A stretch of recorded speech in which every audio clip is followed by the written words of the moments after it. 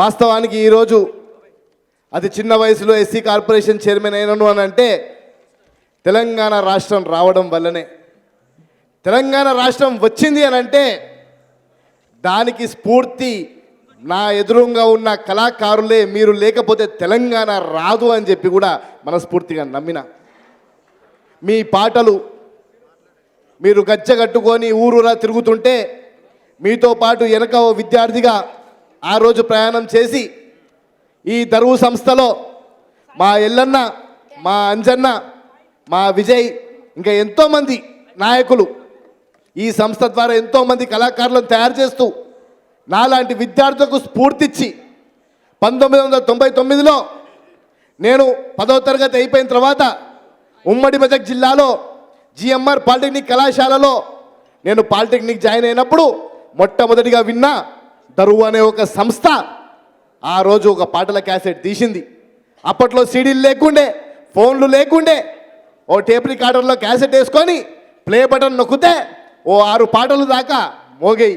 ఆ పాటలు విన్న తర్వాత ఆనాడు చిన్నతనంలో మరి అడుగులు అడవి వైపు వేద్దామా లేకపోతే ప్రజాక్షేత్రం దిక్కు వేద్దామా అనుకున్నప్పుడు వారి పాటలు విన్న తర్వాత ప్రజాక్షేత్రంలో వేసుకుంటూ అది చిన్న వయసులో నాయకుడిగా తయారైన దానికి కారణం కూడా ఈ దరువు సంస్థ అని చెప్పి కూడా చెప్పడానికి ఇక్కడ వెనకడికి నేను. వాస్తవానికి కళాకారులు ఓ మంచి పని చేయాలన్నా, ఓ మంచిని తీసుకుపోవాలన్నా ఓ మాట కంటే ఎక్కువ పాట తూటగా పేలుతుంది కాబట్టి పాటకే ఎక్కువ విలువ ఇవ్వాలి. కాబట్టి వాస్తవానికి కూడా ఈరోజు ఓ విద్యార్థి నాయకుడిగా ఎదుక్కుంటూ ఇక్కడ దాకా వచ్చినానంటే మీ కళాకారులు పాడిన పాటలు, మీ కళాకారులు ఇచ్చిన ఆ ఉత్సాహమే. ఒక్క విషయం చెప్పాలి మా దరువన్న గురించి. ఢిల్లీలో నేను జాతీయ స్థాయిలో ఉన్నప్పుడు మరి మా ఎల్లన్న పేరు మరి అప్పటికే ఒక నియోజకవర్గానికి ఎమ్మెల్యేగా వచ్చిన పరిస్థితి ఉండే. లిస్టు చూసిన తర్వాత అందరు చెప్తున్నారు మరి దరువెల్లన్న పేరు ఎమ్మెల్యే లిస్టులో ఉందని. కానీ చూస్తే ఆ లిస్టులో ఎక్కడ పేరు కనిపించట్లేదు. మొత్తం పేరు వెతుకుతున్నా కానీ దరువెల్లన్న పేరు ఎక్కడ లేదు. అక్కడేమో బొడ్డు ఎల్లయ్య అని పేరు ఉంటుంది. అరే బొడ్డు ఎల్లయ్య ఎవరా నాయన, నాకు తెలియదు. కాంగ్రెస్ పార్టీలో మరి విద్యార్థి సంఘం నుంచి కింద స్థాయి నుంచి జాతీయ స్థాయి దాకా పనిచేసినోని ఈ బొడ్డెల ఎవరో నాకు తెలియదయ్యానంటే లేదు బొడ్డు ఎల్లయ్య చాలా స్ట్రాంగ్ నాయకుడు, ఆయన పాటతోనే తెలంగాణ ఊగుతుంది అని చెప్తే మరి నేను నమ్మలే. దాని తర్వాత దరువెల్ల నాకు ఫోన్ చేసిన, అన్న ఏదో మోసం జరిగింది, ఎవడో దొంగ కళాకారుడు వచ్చిండు, ఆడి పాటతోనంట తెలంగాణ ఊగుతుందంట, ఎవరై బొడ్డెలో నన్ను ఫోన్ చేసిన. ఓ అన్నో ఎవరికి చెప్పకే నేనే బొడ్డెల్లన్నా అని చెప్పిండు. సో దరువెల్లన్న అనేది వాస్తవానికి చాలా మందికి తెలియదు. దరువు అనేది మా అంజన్న. మరి మా అంజన్న అటు ఇటు ఎక్కడికో ఉరుకుతున్నాడు బాగా. మా అంజన్న ఎల్లన్న నిజంగా కూడా పాటనే ప్రాణం అనుకొని వాటిని రక్తంలా మలిచి ఈరోజు నాలాంటి ఎంతోమంది యువకులకు స్ఫూర్తి ఇచ్చిన నాయకులు వీరు. నిజమైన నాయకులు ఎవరు అంటే నాయకులను తయారు చేసేటప్పుడు నాయకులు ఈ కళాకారులు. మీరిచ్చిన పాట, మీరిచ్చిన మాట, దాన్ని విని ఈరోజు మేము కూడా వాస్తవానికి లీడర్లమైనం. ఉట్టిగా కాలే లీడర్లం.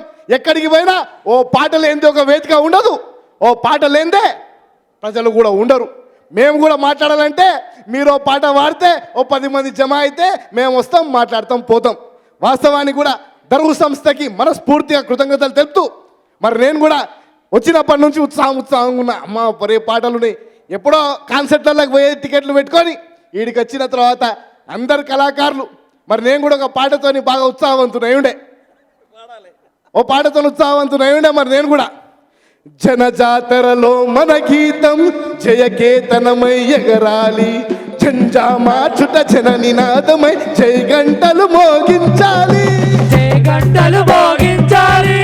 ఒకటే జననం ఒకటే మరణం, జీవితమంతా జననే మరణం. కష్ట నష్టాలెన్నెదురైన కార్యదీక్షలో తెలంగాణ, జై బోలో తెలంగాణ, జైవానా జై బోలో తెలంగాణ, నిలువెల్ల గాయాల వీణ. Thank you. ఇది నేర్చుకుంది మా అన్నల ఇద్దరు అన్నలు, నా సొంత అన్నలు. వీళ్ళ వల్ల నేను నాయకునైనా.